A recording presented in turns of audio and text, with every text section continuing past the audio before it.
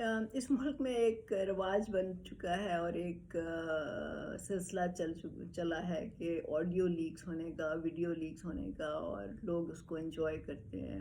خاص طور سے کسی کی پرسنل ویڈیوز آ جائیں تو وہ سنسنی خیز ایک مٹیریل مل جاتا ہے میڈیا کو بھی، لوگوں کو بھی گاسپ کرنے کا اور ڈسکس کرنے کا. لیکن آج جو ایک آڈیو لیک ہوئی ہے جس میں کہ عمران خان، شاہ محمود قریشی، اسد عمر اور اعظم خان مل کے بیٹھ کے بات کر رہے ہیں، وہ سن کر بہت ہی افسوس ہوا.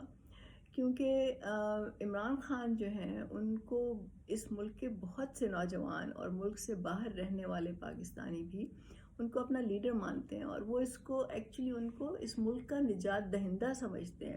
وہ سمجھتے ہیں کہ عمران خان آئیں گے تو اس ملک کے تمام مسائل حل ہو جائیں گے.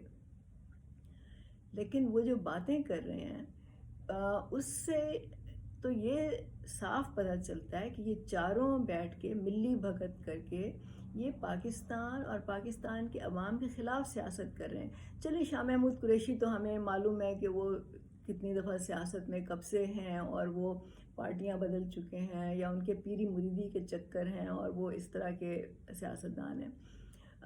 لیکن ٹو بی آنیسٹ وہ پاکستان کے خلاف سازش کی ان سے بھی امید نہیں رکھی جا سکتی تھی. اسد عمر جو ہیں وہ ان کو تو پی ٹی آئی کا ایک ایسٹ سمجھا جاتا تھا، اور وہ ایک آپ سمجھ لیں کہ مثال کے طور پہ ان کا بتایا جاتا تھا کہ دیکھیں اسد عمر کی طرح کے لوگ بھی پی ٹی آئی میں شامل ہو چکے ہیں. اعظم خان کو میں اتنا نہیں جانتی. لیکن سب سے امپورٹنٹ بات یہ کہ عمران خان جن کے اوپر لاکھوں پاکستانیوں نے اپنا ٹرسٹ انہوں نے اس پہ پلیس کیا ہے، ان پہ بھروسہ کیا ہے. مجھے نہیں سمجھتی وہ کیسا شخص ہوگا جو اتنے سارے لوگوں کو دھوکہ دے دے گا، اتنے سارے لوگوں کو بالکل کچھ نہیں سمجھے گا. مطلب ان کی انا، ان کا تکبر، ان کی ایروگنس تو ہمیں معلوم ہے، لیکن ان کے لوگوں کے خلاف سازش کرنا، ملک کے خلاف سازش کرنا.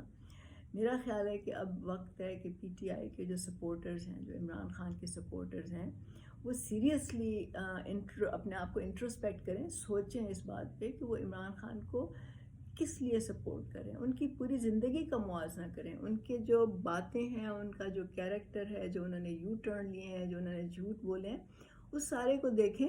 اور اب جو آڈیو لیک آئی ہے وہ تو میرا خیال ہے کہ وہ کہتے ہیں نا the last straw that broke the camel's back. مجھے تو لگ رہا ہے کہ یہ وہ والا معاملہ ہوگا.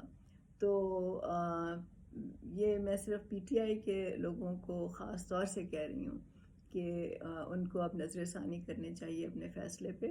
اور عمران خان کا جو کیریکٹر ہے وہ کھل کے اب سامنے آ چکا ہے. بہت شکریہ.